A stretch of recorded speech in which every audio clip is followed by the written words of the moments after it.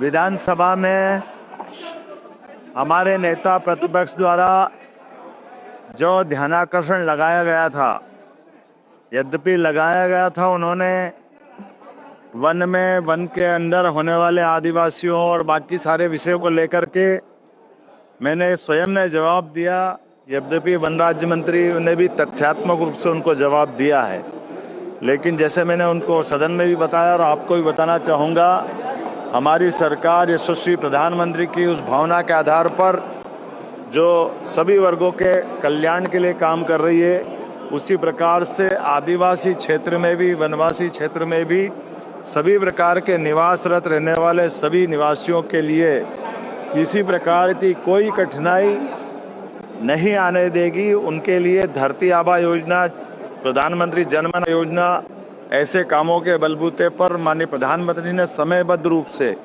सारे 89 ब्लॉक के अंदर विशेष धनराशि भी दी है, जिसके आधार पर वनवासी क्षेत्र में, आदिवासी क्षेत्र में सड़क बनाने के निर्माण से लगाकर स्कूल, हॉस्पिटल, आदिवासी भाई बहनों को 2-2 लाख रुपया उनके अपने मकान बनाने के लेकर के ऐसे कई प्रकार के काम हमने चालू किए।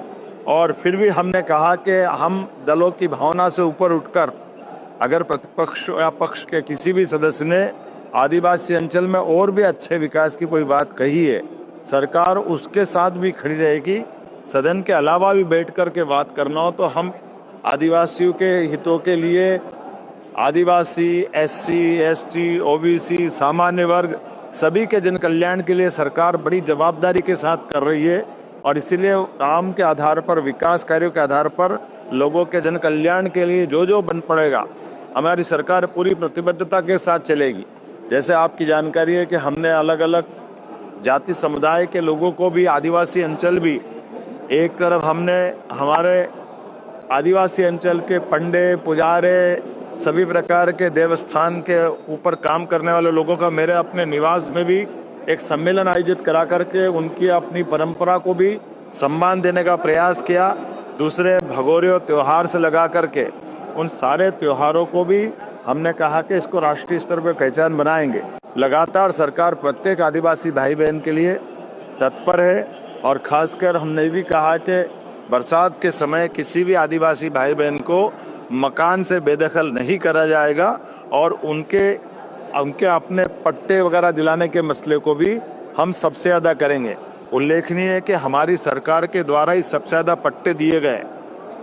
पूर्ववर्ती कांग्रेस की सरकार ने एक पट्टा नहीं दिया था, लगभग 23,500 से ज़्यादा पट्टे हमारी सरकार ने दिए हैं। लेकिन फिर भी दलगत भावना से ऊपर उठ करके और भी ऐसे जो मसले होंगे हम मिल करके तैयार हैं।